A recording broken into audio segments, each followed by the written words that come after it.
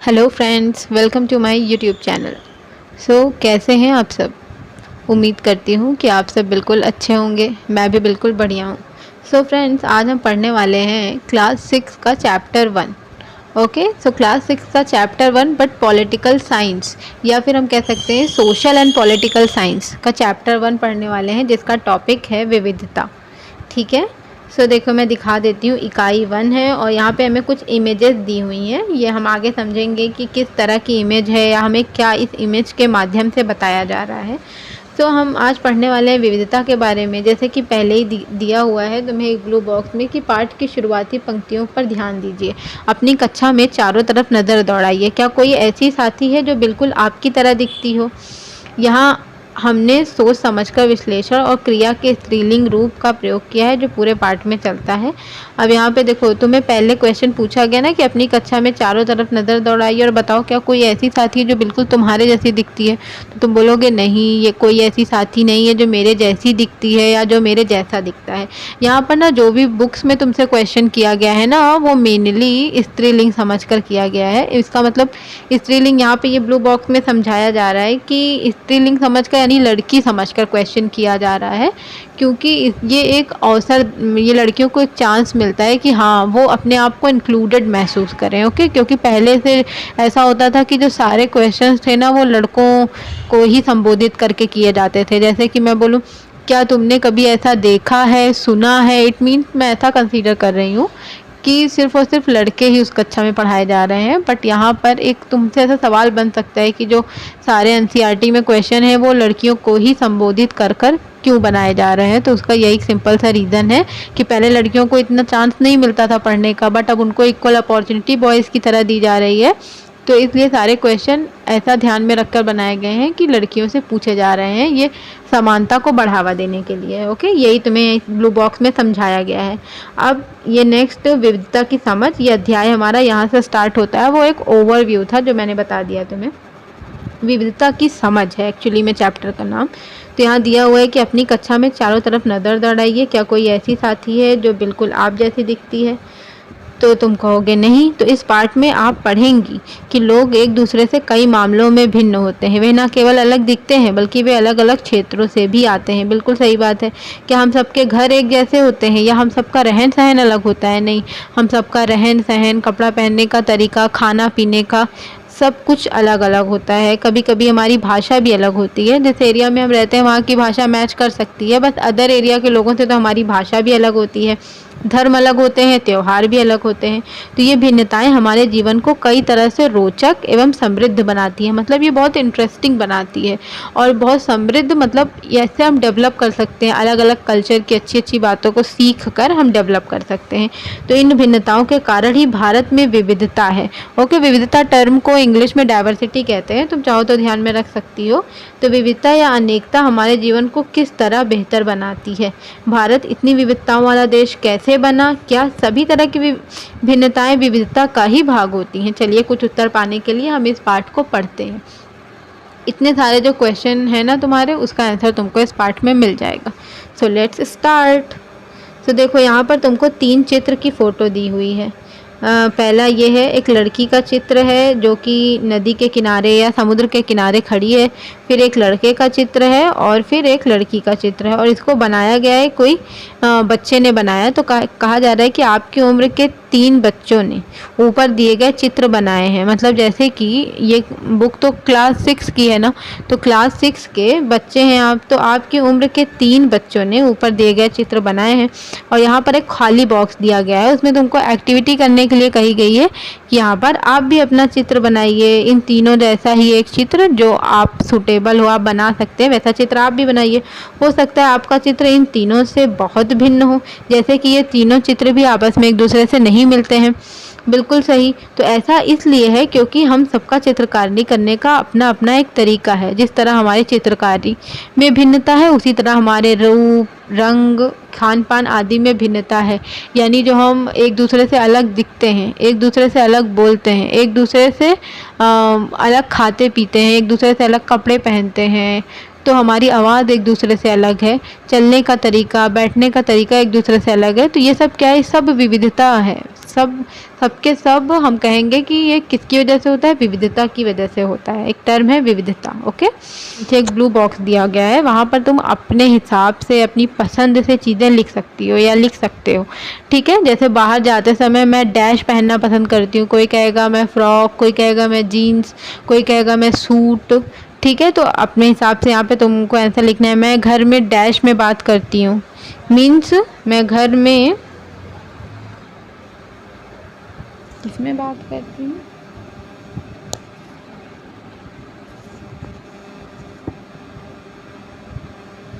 को मैं घर में डैश में बात करती हूँ। यहाँ भी सबका आंसर अलग हो। मेरा पसंदीदा खेल है, तो ये भी अलग होगा। मुझे डैश के बारे में किताबें पढ़ना पसंद है, तो यहाँ मतलब सबकी चॉइसेस, सबकी जो है पसंद नापसंद सब बिल्कुल अलग होगी। किसी की मैच भी कर सकती है एक दो चीज़ में। तो वही कहा जा रहा है कि आपकी अध्यापिका की सहायता से ये पता कीजिए कि आप में से कितने साथियों के जवाब एक जैसे हैं। क्या कक्षा में कोई ऐसी साथी भी है जिसकी सूची आपकी सूची से हूबहू मिलती हो, मतलब बिल्कुल सारे आंसर्स मैच करते हो? तो शायद नहीं, ऐसा नहीं हो सकता। तो हालांकि ऐसा होगा कि कई साथियों के कुछ जवाब आपके जवाबों से मिलते होंगे। कितने साथियों को आपके जैसी किताब पढ़ना पसंद है? आपकी कक्षा के विद्यार्थी कुल मिलाकर कितनी भाषाएं बोलते हैं? इनसे अब तक आपको ये अंदाज़ा हो गया होगा कि कई मामलों में आप अपनी साथियों की तरह हैं और कई मामलों में आप अपने साथियों से अलग हैं। मतलब कि कुछ में तो हम मैच करते हैं, बट सारी चीज़ें मैच नहीं कर सकती। ओके, जैसे दोस्ती करना, यहाँ पर एक टॉपिक दिया हुआ है। क्या ऐसे इंसान को दोस्ती करना आपके लिए आसान होगा जो आपसे बहुत भिन्न है? मीन्स जो आपसे बहुत ज़्यादा अलग है, आप दोनों का टेस्ट अलग है। इसका मतलब आप दोनों को अलग अलग खाने खाना पसंद है, अलग तरह के कपड़े पहनना, अलग अलग चीज़ें पसंद है। तो क्या वो आपका दोस्त बन सकता है? इसका आंसर तुमको नीचे कहानी पढ़ के मिलेगा, दोस्ती करना। तो मैंने इसे एक मजाक की तरह लिया, मजाक जो कि फटे पुराने कपड़े पहने उस छोटे से लड़के के लिए था जो जनपद के भीड़भाड़ इलाके में, या क्या दिया हुआ है कि भीड़भाड़ वाले चौराहे की लाल बत्ती पर अखबार बेचता था। तो मैं जब भी वहाँ से साइकिल से गुजरता, वो अंग्रेज़ी का अखबार हाथ में लहराते हुए मेरे पीछे भागता और उस दिन की सुर्खियों को हिंदी अंग्रेज़ी के मिले जुले शब्दों में चिल्लाकर सुनाता। यहाँ पर ये जो लेखक हैं ये बता रहे हैं कि जब मैं गुज़र रहा था तो मुझे एक लड़का मिला जो कि मीन्स वो लेखक की एज का था और वो अखबार बेचता था फुटपाथ पर, और अखबार की जो हेडलाइंस होती थी ना उन्हें पढ़ के सुनाता था। तो इस बार मैं पटरी के सहारे रुका और मैंने उसे हिंदी का अखबार मांगा। उसका मुंह खुला रह गया। उसने पूछा, मतलब आपको हिंदी आती है? तो लेखक बोलता है, बिल्कुल। मैंने अखबार के पैसे देते हुए कहा। कहता है, क्यों, तुमने क्या सोचा? वो रुका, पर आप लगते तो बड़े अंग्रेज हैं। वो बोला, मतलब कि आप हिंदी पढ़ भी सकते हैं? तो लेखक कहता है, हाँ बिल्कुल पढ़ सकता हूँ। इस बार मैं थोड़ा अधीर होते हुए बोला, मतलब सीरियस होते हुए। तो मैं हिंदी बोल सकता हूँ, पढ़ सकता हूँ और लिख भी सकता हूँ। मैंने स्कूल में दूसरे सब्जेक्ट विषय के साथ हिंदी पढ़ी है। तो फिर देखो अब क्या सब्जेक्ट, उसने पूछा सब्जेक्ट क्या होता है? तो अब तो कभी स्कूल नहीं गया तो मैं उसको क्या समझाता कि सब्जेक्ट क्या होता है। लेखक कहता है, तो वो कुछ होता है। अब लेखक को समझ में नहीं आ रहा था कि वो किस शब्द का इस्तेमाल करे सब्जेक्ट समझाने के लिए।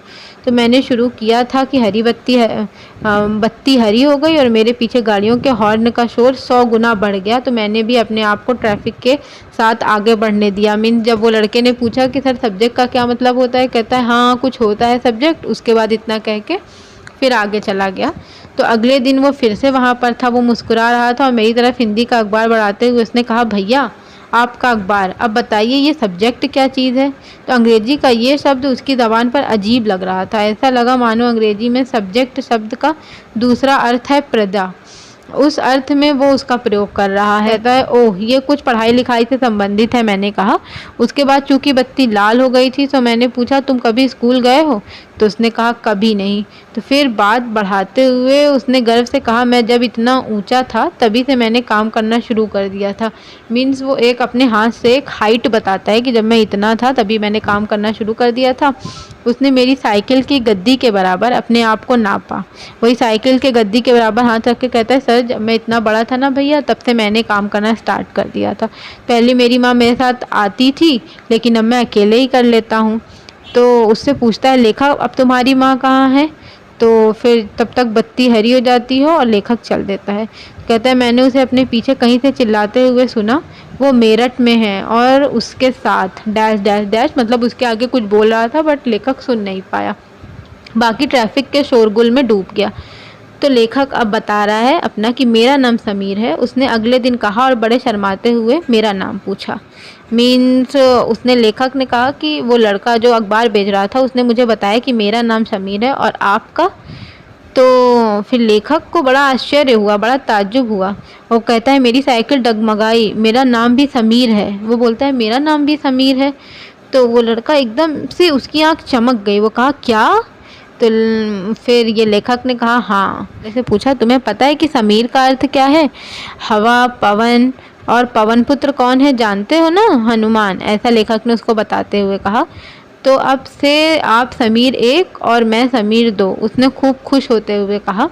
हाँ ठीक है, मैंने जवाब दिया और अपना हाथ आगे बढ़ाया। हाथ मिलाओ समीर 2।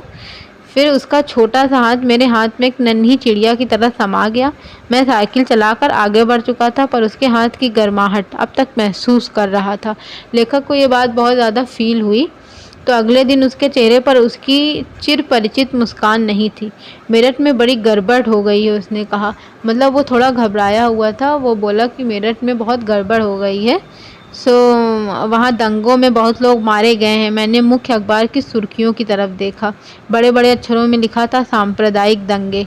लेकिन समीर, फिर उसने कहता है कि मैंने शुरू ही किया था कि वो समीर से लेखक कुछ बोलना चाहता था। तो फिर वो अखबार बेचने वाला लड़का बोल पड़ा, मैं मुस्लिम समीर हूँ और मेरे सभी लोग मेरठ में हैं। और उसकी आंख बिल्कुल भर आई। जब मैंने उसके कंधे पर हाथ रखा उसने नज़र ऊपर नहीं उठाई, मतलब वो बहुत गमगीन था। समीर 1 और समीर 2 में कोई 3 अंतर लिखो, क्या ये अंतर उन्हें दोस्त बनने से रोक पाए? तो ये तुम ज़रूर लिखना अपनी कॉपी में ये डिफरेंसेस जो हैं, और इसका आंसर तुम मुझे कमेंट बॉक्स में देना। ओके, जो भी तुम्हें समझ में आया कि समीर 1 और समीर 2 में 3 अंतर क्या क्या डिफरेंस थे वो अपने से लिख के बताओ।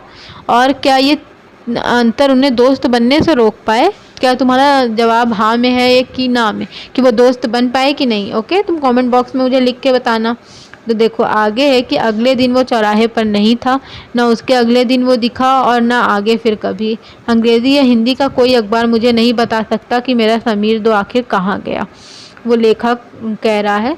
सो अब देखो यहाँ पे गिवन है कि पोयली सेनगुप्ता की कहानी द लाइट चेन्स पर आधारित, मतलब इनकी जो बुक थी द लाइट चेन्स।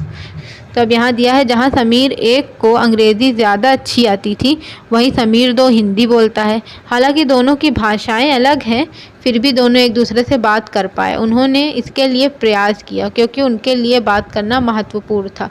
समीर 1 और समीर 2 की धार्मिक व सांस्कृतिक पृष्ठभूमियाँ भी अलग हैं। जहाँ समीर 1 हिंदू है वहीं समीर 2 मुसलमान हैं। दोनों में दोस्ती हुई क्योंकि दोनों दोस्ती करना चाहते थे। खान पान, पहनावा, धर्म, भाषा आदि की ये भिन्नताएं विविधता के पहलू हैं। अब तुम इस स्टोरी के माध्यम से अच्छे से समझ गए होगे कि दोनों का धर्म अलग था, दोनों की भाषाएं भी बहुत हद तक अलग थीं और उनका पहनावा अलग था, रहन सहन अलग था, फिर भी वो दोस्त बन गए। ये सारी विविधता के कारण भी। अपनी विविध धार्मिक और सांस्कृतिक पृष्ठभूमियों के अलावा समीर 1 और समीर 2 कई अन्य मामलों में भी एक दूसरे से अलग थे। ओके, उदाहरण के लिए समीर 1 ने स्कूल में पढ़ाई की थी जबकि समीर 2 अखबार बेचता था। अब देखो यहाँ पे तुम्हें बता रहा है सारा डिफरेंस, बट जो तुमको पहले मैंने क्वेश्चन पूछा है ना वो डिफरेंस तुम मुझे कमेंट बॉक्स में ज़रूर बताना कि तुम अपने से देखो मैं कुछ अलग डिफरेंस बता सकते हो क्या। देखो तुम्हारी बुक में दिया हुआ है कि समीर 1 ने स्कूल में पढ़ाई की जबकि समीर 2 अखबार बेचता था। समीर 2 को स्कूल जाने का मौका मिला ही नहीं। आपने संभवतः अपने इलाके में ऐसे कई लोगों को देखा होगा जो गरीब हैं और जिनकी भोजन, घर और कपड़े की ज़रूरत भी पूरी नहीं हो पाती। ये फ़र्क उस फ़र्क से अलग है जिसके बारे में हमने पहले पढ़ा। ओके, ये विविधता का रूप नहीं है बल्कि गैर बराबरी का रूप है। अब यहाँ पे मोस्ट इम्पॉर्टेंट पॉइंट आ चुका है, बिल्कुल ध्यान लगा लो यहाँ पर। अभी तक तो ये स्टोरी की तरह तुमने अच्छे से समझ लिया होगा कि हाँ ये हमारा जो खान पान है और रहन सहन है, या फिर ये जो हम कपड़े अलग पहनते हैं, भाषा अलग बोलते हैं, अलग धर्म फॉलो करते हैं, ये तो विविधता है। बट कि क्या वो स्कूल नहीं जा पाया गरीबी के कारण, और समीर 1 जो है वो स्कूल गया। तो क्या ये दोनों भी विविधता के पहलू हैं? कहा जा रहा है नहीं, ये दोनों विविधता नहीं, गरीबी जो है विविधता के पहलू नहीं है, गरीबी असमानता के पहलू है। ठीक है, तो गैर बराबरी का मतलब है कि कुछ लोगों के पास ना अवसर है और ना ही ज़मीन या पैसे जैसे संसाधन जो दूसरों के पास हैं, यानी गरीबी है कुछ लोगों के पास, उनको मौका नहीं मिल पाता कि वो आगे पढ़ पाएँ, बढ़ पाएँ। तो गरीबी जो है ना वो असमानता का कारण है। ओके, तो इसलिए गरीबी और अमीरी विविधता का रूप नहीं है, ये लोगों के बीच मौजूद असमानता यानी गैर बराबरी है। ओके, समान मतलब जो बराबर हैं, असमान मतलब जो बराबर नहीं है। ओके, जाति व्यवस्था असमानता का एक और उदाहरण है। जैसे जाति व्यवस्था मीन्स धर्म तो विविधता होता है कि कोई अलग हिंदू धर्म फॉलो कर रहा है, कोई मुस्लिम, कोई बुद्धिस्ट, जैनिज़्म, कुछ भी धर्म फॉलो कर रहे हैं, बट जो ये धर्म है ना ये विविधता का पहलू है। बट जो धर्म में भी कैटेगराइज कर देते हैं ब्राह्मण, क्षत्रिय, वैश्य और शूद्र, तो ये जो कैटेगराइजेशन होता है ना धर्म में, ये विविधता का पहलू नहीं है, ये भी असमानता का पहलू है। तो इस व्यवस्था में समाज को अलग अलग समूहों में बांटा गया। इस बंटवारे का आधार था कि लोग किस तरह का काम करते हैं। लोग जिस जाति में पैदा होते थे उसे बदल नहीं सकते थे। उदाहरण के लिए देखो, यहाँ पे तुम्हें उदाहरण के लिए क्या बताया गया है कि अगर आप कुम्हार के घर में पैदा हो गई तो आपकी जाति कुम्हार ही होती, आप बस वही बन सकती थी। कोई व्यक्ति जाति से जुड़ा अपना पेशा भी नहीं बदल सकता था पहले, इसलिए उस ज्ञान के अलावा किसी अन्य ज्ञान को हासिल करना ज़रूरी नहीं समझा जाता था। इससे गैर बराबरी पैदा हुई। अगर कोई अपनी मर्ज़ी से कुम्हार का काम कर रहा है, उसको उसमें इंटरेस्ट है, या कोई अपनी मर्ज़ी से पेंटर बन गया, उसका उसमें इंटरेस्ट है, तो यह असमानता नहीं हुई क्योंकि उसने अपनी मर्ज़ी से चूज़ किया है। बट अब कोई कहे कि एक्टर का बेटा एक्टर ही बनेगा, या फिर जो है कुम्हार का बेटा या बेटी कुम्हार ही बनेगी, और वो आगे नहीं बढ़ सकते शिक्षा के क्षेत्र में, कोई और दूसरे क्षेत्र में नहीं निकल सकते, मतलब उनको अपॉर्चुनिटी नहीं दी जा रही है, मौका नहीं दिया जा रहा है, उनको अवसर नहीं दिया जा रहा है, जो कि असमानता है, गैर बराबरी है। अब इस बारे में आप अगले पार्ट में पढ़ेंगी। तो विविधता हमारे जीवन को कैसे समृद्ध बनाती है। अब यहाँ पर हमारा नया टॉपिक स्टार्ट हो गया है कि विविधता हमारे जीवन को कैसे समृद्ध बनाती है। जैसे समीर एक और समीर दो दोस्त बने, ठीक वैसे ही आपकी भी सहेलियाँ होंगी जो आपसे बहुत अलग होंगी। आपने शायद उनके घर में अलग अलग तरह का खाना खाया होगा, उनके साथ अलग त्यौहार मनाए होंगे, उनके कपड़े पहन कर देखे होंगे, थोड़ी बहुत उनकी भाषा भी सीखी होगी। ओके, सो यहाँ पर तुम्हें एक्टिविटीज़ दी हुई है, वो ब्लू बॉक्स में, अगर तुम बोलोगे तो बता दूँगी मैं। तो कहानी बनाना भी पसंद होगा, एक अच्छी कहानी पढ़ने से हमें खुशी मिलती है। तो अब क्या आपको शायद तरह तरह के जानवरों, रानियों, साहसिक घटनाओं या भूतों की कहानियाँ पसंद होगी। संभव है कि आपको खुद कहानी बनाना भी पसंद होगा। एक अच्छी कहानी पढ़ने से हमेशा खुशी मिलती है, उसको पढ़कर और ज़्यादा कहानी बनाने के लिए नए नए विचार मिलते हैं। तो कहा जा रहा है कि जो लोग कहानियाँ लिखते हैं वे विभिन्न स्रोतों, किताबों, वास्तविक जीवन और कल्पना से प्रेरणा लेते हैं। ओके, सो कुछ लोग जंगल में जानवरों के नज़दीक रहे और उन्होंने जानवरों की दोस्ती व लड़ाइयों के बारे में कहानियाँ लिखी। कुछ अन्य लोगों ने राजा रानियों के वृत्तांत पढ़कर प्यार और सम्मान के किस्से लिखे। कुछ ने अपने बचपन की यादों में गोते लगाए, स्कूल और दोस्तों की मधुर यादों से निकलकर कुछ साहस की कहानियाँ लिखी। मतलब ये सबका इंटरेस्ट है। अब किसी का कहा जाए कि नहीं तुम सिर्फ राजा रानियाँ के ऊपर ही कहानी लिखो, तो फिर उसको और चीज़ों के लिए अवसर मतलब नहीं मिल पा रहा है। कल्पना कीजिए कि जिनकी कहानियाँ आपने सुनी या पढ़ी हैं, उन सभी कहानीकारों या कहानी सुनाने वालों को ऐसी जगह पर रहना पड़े जहाँ लोग केवल दो ही रंग के कपड़े पहनते हों, लाल एवं सफ़ेद, एक तरह का खाना खाते हों, आलू कह लीजिए, तो समान रूप के केवल दो पशु पक्षी पालते हों, उदाहरण के लिए हिरन और कौवा, और केवल सांप सीढ़ी खेल से अपना मनोरंजन करते हों। ऐसी जगह रहकर वे कहानियाँ कैसे लिख पाएंगे जब लोगों को अलग अलग चीज़ें नहीं मिलेंगी, कुछ रोचक चीज़ें नहीं मिलेंगी, कुछ बढ़िया तत्व नहीं मिलेगा, या अलग अलग मतलब उनको मसाले नहीं मिलेंगे, तो फिर वो कहानियाँ कैसे बना पाएंगे। मतलब ये जो विविधता है यही कहानी बनती है, और यही एक कहानी बनने का रीज़न है कि इतनी अलग अलग चीज़ें हैं जिससे हम कहानियाँ बना पाते हैं। अब देखो नेक्स्ट टॉपिक है हमारा भारत में विविधता। Diversity in India. भारत विविधताओं का देश है। हम विभिन्न भाषाएं बोलते हैं, विभिन्न प्रकार का खाना खाते हैं, अलग अलग त्यौहार मनाते हैं और भिन्न भिन्न धर्मों का पालन करते हैं, लेकिन गहराई से सोचें तो वास्तव में हम एक ही तरह के हैं। बिल्कुल सही। अब देखो यहाँ पे तुम्हें एक चित्र दे दिया गया है कि भारत के लोग विविध तरीकों से नीचे लिखे काम करते हैं। यहाँ उनमें से एक तरीका बताया गया है, दो और तरीके लिखना है तुमको, जैसे प्रार्थना, इबादत करना। अब कैसे लोग प्रार्थना करते हैं, अब यहाँ तुम अलग अलग धर्मों को लिख सकते हो कि कैसे लोग प्रार्थना करते हैं। मतलब कि कुछ लोग भक्ति, जैसे कुछ धर्म के लोग भक्ति गीत गाते हैं, और तुम दो बताओ। जैसे कि मैं बोलूँ कि कुछ लोग क्या करते हैं, कुछ लोग नमाज़ पढ़ते हैं, और कुछ लोग क्या करते हैं, अगर मैं एक और बताऊँ तो जैसे पूजा करते हैं। तो ये प्रार्थना या इबादत करना इस तरह से हो गया। इस तरह से आगे के कॉलम तुम बताओ। शादी करना, अदालत के रजिस्टर में दस्तखत करना, और क्या होते हैं शादी के तरीके, ये तुम बता सकते हो बिल्कुल अच्छे से। विभिन्न प्रकार के कपड़े पहनना, जैसे मणिपुर में औरतों का फनैक पहनना, और कहाँ का क्या कल्चर है, कहाँ लोग क्या पहनते हैं, ये तुम फिल कर सकते हो। तुम्हारे यहाँ पर क्या प्रचलित है उसको लिख सकते हो। जैसे अभिवादन करना, तो झारखंड के आदिवासियों का एक दूसरे को जोहार कहना, वो मिलते हैं तो एक दूसरे को जोहार कहते हैं। और ये हमारा, जैसे कि अगर हिंदू लोग एक दूसरे से मिलते हैं तो वो क्या कहते हैं, नमस्ते, नमस्कार, प्रणाम, ऐसा कहते हैं।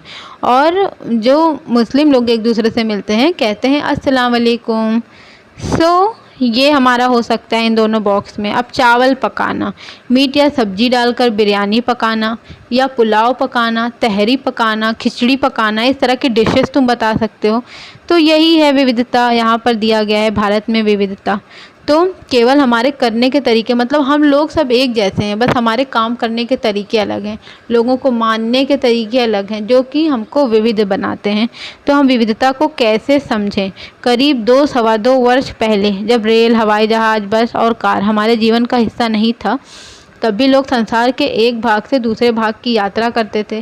वे पानी के जहाज़ में घोड़ों या ऊँट पर बैठकर जाते, या फिर पैदल चलकर, मतलब किसी न किसी तरह से वो यात्रा करते थे। तो अक्सर ये यात्राएं खेती और बसने के लिए नई ज़मीन की तलाश में, या फिर व्यापार के लिए की जाती थी। क्योंकि यात्रा में बहुत समय लगता था, इसलिए लोग नई जगह पर अक्सर काफ़ी लंबे समय तक ठहर जाते थे। ठीक है। इसके अलावा सूखे और अकाल के कारण भी कई बार लोग अपना घर बार छोड़ देते थे। उन्हें जब पेट भर खाना तक नहीं मिलता था तो वे नई जगह जाकर बस जाते थे। कुछ लोग काम की तलाश में, कुछ युद्ध के कारण घर छोड़ देते थे। ओके। सो लोग जब नई जगह में बसना शुरू करते थे तो उनके रहन सहन में थोड़ा बदलाव आ जाता था। कुछ चीज़ें वे नई जगह की अपना लेते थे, और कुछ चीज़ों में वे पुराने ढर्रे पर ही चलते रहते थे। तो इस तरह उनकी भाषा, भोजन, संगीत, धर्म आदि में नए और पुराने का मिश्रण होता रहता था। ठीक है। उनकी संस्कृति और नई जगह की संस्कृति में आदान प्रदान होता, और धीरे धीरे एक मिश्रित यानी मिली जुली संस्कृति उभरती। पुराने ज़माने की बात बताई जा रही है कि कैसे पुरानी जो संस्कृति थी उसमें फिर कोई दूसरे जगह की संस्कृति बनी, फिर मिली, तो फिर एक नई संस्कृति बनी, फिर वो आपस में टकराए, फिर नई बनी। इस तरह से अलग अलग संस्कृतियाँ बनने लगी। ओके। सो अब देखो यहाँ पे आगे हमें क्या गिवन है। आगे हमें दिया गया है कि अगर अलग अलग क्षेत्रों का इतिहास देखें तो हमें पता चलेगा कि किस तरह विभिन्न सांस्कृतिक प्रभावों ने वहाँ के जीवन और संस्कृति को आकार देने में योगदान किया है। इस तरह से कई क्षेत्र अपने विशिष्ट इतिहास के कारण विविधता संपन्न हो जाते हैं। यानी वहाँ पे बहुत ज़्यादा विविधता हो जाती है। अलग अलग धर्म के लोग, खाना अलग तरह का पसंद करने वाले, अलग तरह के कपड़े पहनने वाले लोग बस जाते हैं, तो वो विविधता संपन्न हो जाता है वो देश। तो ठीक इसी प्रकार लोग अलग अलग तरह की भौगोलिक स्थितियों में किस प्रकार से सामंजस्य बिठाते हैं, उससे भी विविधता उत्पन्न होती है। बिल्कुल सही। अलग तरह का जो है भौगोलिक एरिया, जैसे कुछ लोग पहाड़ों में रहते हैं, कुछ लोग नदी के किनारे रहते हैं, और कुछ लोग बिल्कुल मैदानी इलाकों में रहते हैं। उदाहरण के लिए समुद्र के पास रहने में और पहाड़ी इलाकों में रहने में बड़ा फ़र्क है। न केवल वहाँ के लोगों को कपड़ा और खान पान की आदतों में फ़र्क होगा, बल्कि जिस तरह का काम वे करेंगे वे भी अलग होंगे। शहरों में अक्सर लोग ये भूल जाते हैं कि उनका जीवन उनके भौगोलिक भौतिक वातावरण से किस तरह गहराई से जुड़ा है। ऐसा इसलिए कि शहरों में लोग विरले ही अपनी सब्जी या अनाज उगाते हैं। वे इन चीज़ों के लिए बाज़ार पर ही निर्भर रहते हैं, मतलब वो नहीं उगाते। शहर के लोग जो होते हैं वो इसलिए अच्छी मृदा की, उपजाऊ मृदा की कद्र नहीं कर पाते, क्योंकि वो खेती का चीज़ खाते तो हैं बट ख़रीद कर खाते हैं, तो वो कैसे पैदा हो रहा है ज़्यादातर उनको नॉलेज नहीं होती है। आइए भारत के दो भागों लद्दाख और केरल के उदाहरण के ज़रिए ये समझने की कोशिश करें कि किसी क्षेत्र की विविधता पर उसके ऐतिहासिक और भौगोलिक कारकों का क्या असर पड़ता है। अब ऐतिहासिक कारक तो हमने समझ लिया, भौगोलिक कारक भी समझ लिया। अब तुमको एग्जाम्पल दिया गया है लद्दाख का और केरल का, कि वहाँ पर रहने वाले जो लोग हैं वो तो इंसान ही है ना, लेकिन अब वो किस तरह की जलवायु में रह सकते हैं, किस तरह के जलवायु में निवास कर सकते हैं, इससे तुमको विविधता का गहन अध्ययन कर सकोगे और समझ सकोगे। ओके, चलो एक्टिविटी में ये वाली पढ़ लेती हूँ कि एटलस में भारत का नक्शा देखो, उसमें ढूंढो कि ये दोनों क्षेत्र लद्दाख और केरल कहाँ पर हैं। इन दोनों क्षेत्रों की भौगोलिक स्थितियाँ वहाँ के भोजन, कपड़े और व्यवसाय को कैसे प्रभावित करती हैं, उनकी सूची बनाओ। अगर तुम ये पढ़ने से पहले करोगे ना, तुमको थोड़ा और ज़्यादा नॉलेज हो जाएगी, मतलब तुम्हें इंटरेस्ट बिल्डअप होगा। जब पढ़ोगे तो लगेगा हाँ ये चीज़ें मैंने छोड़ दी थी, हाँ ये भी मैं उसमें कवर कर सकता हूँ। ओके, कर सकती हूँ इस तरह से। अब यहाँ पे तुम्हें ये जो फ़ोटो दी हुई है, क्या तुम बता सकते हो कि फ़ोटो कहाँ की है? देखो क्या लिखा है यहाँ पर, लद्दाख के ऊंचे पहाड़ों वाला रेगिस्तानी इलाका है ये। अब देखो यहाँ पे दिया हुआ है लद्दाख के बारे में हमें कि लद्दाख जम्मू और कश्मीर के पूर्व में पहाड़ियों में बसा एक रेगिस्तानी इलाका है, उत्तर में है ये भारत के। यहाँ पर बहुत ही कम खेती संभव है क्योंकि इस क्षेत्र में बारिश बिल्कुल नहीं होती है। ये इतना ऊपर है ना कि यहाँ पर बादल ही नहीं पहुँच पाते हैं, यही एक रीज़न है कि यहाँ पर बारिश नहीं होती। ओके, सो ये इलाका हर वर्ष काफ़ी लंबे समय तक बर्फ़ से ढका रहता है। इस क्षेत्र में बहुत ही कम पेड़ उग पाते हैं। जहाँ बारिश नहीं होगी वहाँ की मृदा उपजाऊ कैसे होगी, तो फिर वहाँ ज़्यादा पेड़ कैसे उगेंगे। और फिर हमें दिया है कि पीने के पानी के लिए लोग गर्मी के महीनों में पिघलने वाली बर्फ़ पर निर्भर रहते हैं। अब सोचो, पीने के लिए जो पानी है वो भी लोग बर्फ़ पिघला रहे हैं तब उस पानी को पी पा रहे हैं। तो यहाँ के लोग एक ख़ास किस्म की बकरी पालते हैं जिससे पश्मीना ऊन मिलता है। पश्मीना ऊन बहुत फेमस है। जैसे तुमने अगर कभी तुम विंटर के एरिया में रहते हो जहाँ विंटर पड़ती है ना, तो तुमको pashmina shawl, pashmina sweater, pashmina suit के बारे में पता होगा। तो इसलिए पश्मीना शॉल बहुत महंगी मिलती है क्योंकि ये ऊन बहुत कीमती होता है। लद्दाख के लोग बड़ी सावधानी से इस ऊन को इकट्ठा करके कश्मीर के व्यापारियों को बेच देते हैं। मुख्यतः कश्मीर में ही पश्मीना शॉलें बुनी जाती हैं। यहाँ के लोग दूध से बने पदार्थ जैसे मक्खन, चीज़ एवं मांस खाते हैं। हर एक परिवार के पास कुछ गाय, बकरी और याक होती है। रेगिस्तान होने का ये मतलब नहीं कि व्यापारी यहाँ आने के लिए आकर्षित नहीं हुए। मतलब ऐसा नहीं कि ये रेगिस्तानी इलाका है तो व्यापारी यहाँ नहीं आना चाहते, बल्कि आना चाहते हैं। क्यों? पश्मीना ऊन। लद्दाख तो व्यापार के लिए एक अच्छा रास्ता माना गया क्योंकि यहाँ कई घाटियाँ हैं जिनसे गुजरकर मध्य एशिया के काफ़िले उस इलाके में पहुँचते थे जिससे आज तिब्बत कहते हैं। ये काफ़िले अपने साथ मसाले, कच्चा रेशम, दरियाँ आदि लेकर चलते थे। जैसे तुम पढ़ोगे कि मसालों का भंडार भी भारत में ही पाया जाता है। लद्दाख, ये पॉइंट तो तुम बिल्कुल नोट में लिख लो कि बौद्ध धर्म तिब्बत कैसे पहुंचा, तो वो लद्दाख के रास्ते ही पहुंचा। तो लद्दाख को छोटा तिब्बत भी कहते हैं, ये ध्यान रखना। पता है ना तिब्बत क्या है? चाइना की राजधानी तिब्बत, चीन की राजधानी तिब्बत, उसके बगल में ही लद्दाख, इसलिए उसको छोटा तिब्बत भी कहते हैं। करीब 400 साल पहले यहाँ पर लोगों का इस्लाम धर्म से परिचय हुआ और अब यहाँ अच्छी खासी संख्या में लोग मुसलमान हैं। लद्दाख में गानों और कविताओं का बहुत ही समृद्ध मौखिक संग्रह है। ऐसा दे देता है कि क्या ये केसर सागा लद्दाख का ग्रंथ है? नहीं, ये है तिब्बत का ग्रंथ, लेकिन गाया जाता है लद्दाख में। ठीक है, तो उसके स्थानीय रूप को मुसलमान और बौद्ध दोनों ही लोग गाते हैं और उस पर नाटक खेलते हैं। अब पश्मीना शॉल बुनती हुई औरतों के बारे में दिखाया गया है थोड़ा, कि बहुत मुश्किल से ये शॉल बुनी जाती है। इसके बारे में और पढ़ा था तो ये जानकारी प्राप्त हुई कि ये जो पश्मीना शॉल है, पश्मीना शॉल हर जगह क्यों नहीं मिलती, क्योंकि ये जो पश्मीना बकरियां हैं ना, ये जितनी ऊंचाई पे रहती हैं, ये 5000 मीटर ऊंची ऊंचाई पे रहती है ना, इस वजह से इनके जो फर होते हैं ना वो बहुत पतले और गर्म वाले फर होते हैं। तो ये जितनी ऊंचाई पे रहेंगे उतने इनके फर और पतले और अच्छे और गर्म होंगे। और ये एक शॉल बुनने में 250 घंटे लगते हैं, तो इसलिए ये शॉल बहुत महंगी होती है। ओके, अब हमने पढ़ लिया लद्दाख के बारे में, कोई कन्फ्यूज़न हो तो ज़रूर पूछना। और अब हम केरल के बारे में पढ़ने वाले हैं। तो केरल भारत के दक्षिणी पश्चिमी कोने में बसा हुआ राज्य है और ये एक तरफ समुद्र से घिरा हुआ है और दूसरी तरफ पहाड़ियों से। इन पहाड़ियों पर विविध प्रकार के मसाले जैसे काली मिर्च, लौंग, इलायची आदि उगाए जाते हैं। इन मसालों के कारण ये क्षेत्र व्यापारियों के लिए बहुत ही आकर्षक बना। ओके, तो केरल किस लिए फेमस है? केरल मसालों के लिए फेमस है। सबसे पहले अरबी एवं यहूदी व्यापारी केरल आए। ऐसा माना जाता है कि ईसा मसीह के धर्मदूत संत थॉमस या सेंट थॉमस भी कह सकते हो, लगभग 2000 साल पहले भारत आए। कहाँ आए? केरल में आए। भारत में ईसाई धर्म लाने का श्रेय किसको जाता है? सेंट थॉमस को। अरब से कई व्यापारी यहाँ आकर बस गए। इब्न बतूता ने, जो करीब 700 साल पहले यहाँ आए, अपने यात्रा वृत्तांत में मुसलमानों के जीवन का विवरण देते हुए लिखा है कि मुसलमान समुदाय की यहाँ बड़ी इज्जत थी। केरल की बात हो रही है ये। ओके, और किसने लिखा है? मुसलमान समुदाय की केरल में बहुत इज्जत थी। ये किसने लिखा है? क्वेश्चन पूछ सकते हैं तुमसे, तो लिखना कि ये लिखा है इब्न बतूता ने। अब दिया गया है कि वास्को डी गामा पानी के जहाज़ से यहाँ पहुँचे तो पुर्तगालियों ने यूरोप से भारत तक का समुद्री रास्ता जाना। तो पुर्तगालियों ने यूरोप से भारत तक का समुद्री रास्ता कैसे जाना? क्योंकि वास्को डी गामा पानी की जहाज़ से यहाँ पहुँचे थे केरल में। कालीकट पे कब पहुँचे थे? तो 1498 ईस्वी में। ठीक है, इन सभी ऐतिहासिक प्रभावों के कारण केरल के लोग विभिन्न धर्मों का पालन करते हैं, जिनमें यहूदी, इस्लाम, ईसाई, हिंदू एवं बौद्ध धर्म शामिल हैं। ओके, चीन के व्यापारी भी केरल आए। यहाँ पर मछली पकड़ने के लिए जो जाल इस्तेमाल किए जाते हैं वे चीनी जालों को हूबहू मिलते, वो चीनी जालों से हूबहू मिलते हैं और उन्हें चीना वाला कहा जाता है।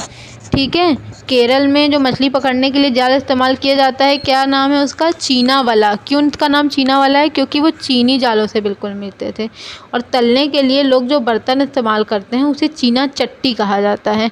चीना वाला ये केरल का जाल है और चीना चट्टी केरल का बर्तन है। उसमें चीन शब्द इस बात की ओर इशारा करता है कि उसकी उत्पत्ति कहाँ हुई होगी। केरल की उपजाऊ ज़मीन और जलवायु चावल की खेती के लिए बहुत उपयुक्त है और वहाँ के अधिकतर लोग मछली, सब्जी और चावल खाते हैं।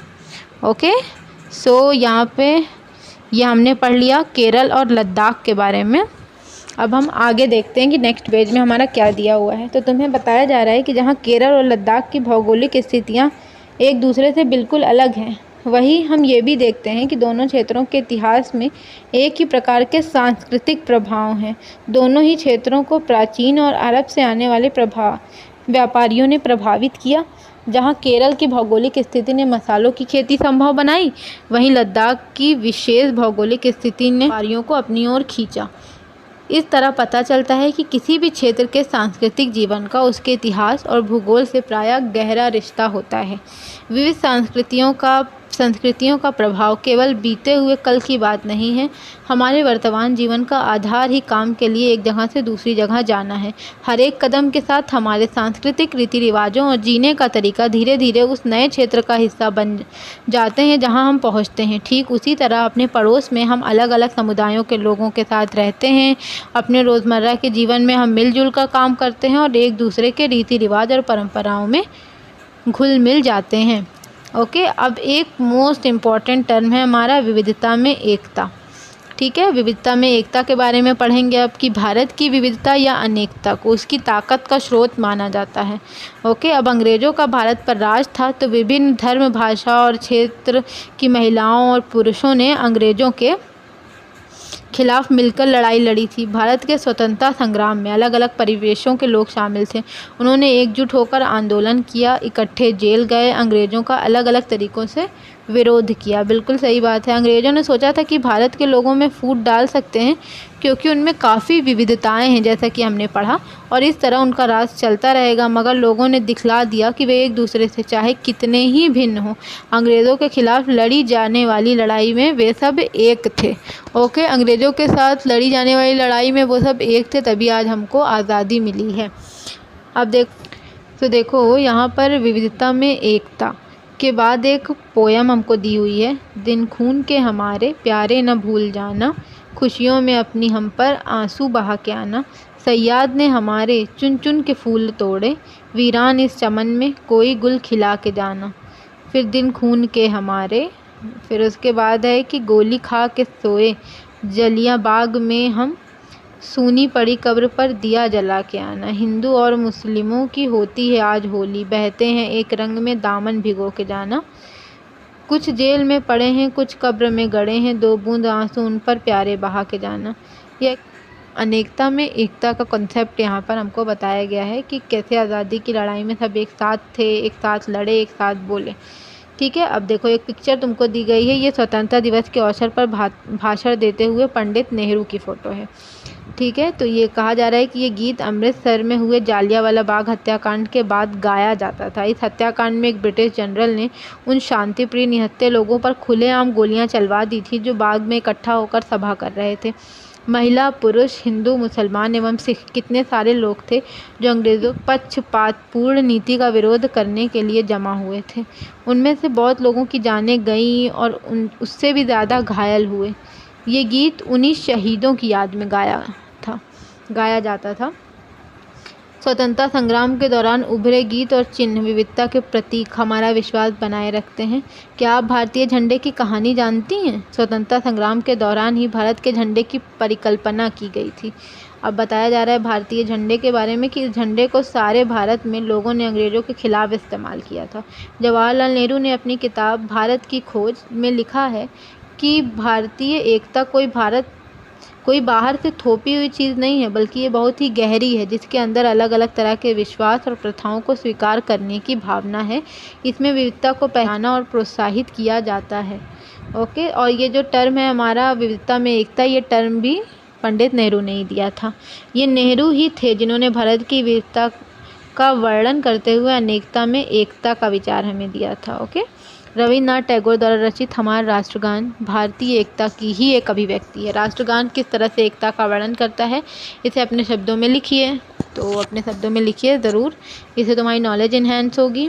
क्या है भारत का राष्ट्रगान? कमेंट बॉक्स में लिख के बताओ क्या है भारत का राष्ट्रगान, और इस क्वेश्चन का भी आंसर देना कि भारत का राष्ट्रगीत क्या है और उसे किसने लिखा है। Okay, so thank you for watching guys. ये आज के लिए था, और अगर आपको मेरा ये वीडियो अच्छा लगा हो तो चैनल को सब्सक्राइब करना, वीडियो को लाइक करना और शेयर करना। एंड ये एक्सरसाइज देखो यहाँ पे गिवन है। अगर तुम लोगों को इसका कोई भी क्वेश्चन नहीं समझ में आता है, MCQ नहीं समझ में आता है, तो ज़रूर कमेंट करके मुझसे पूछो, मैं तुम्हें इसका आंसर दूँगी। Thank you for watching.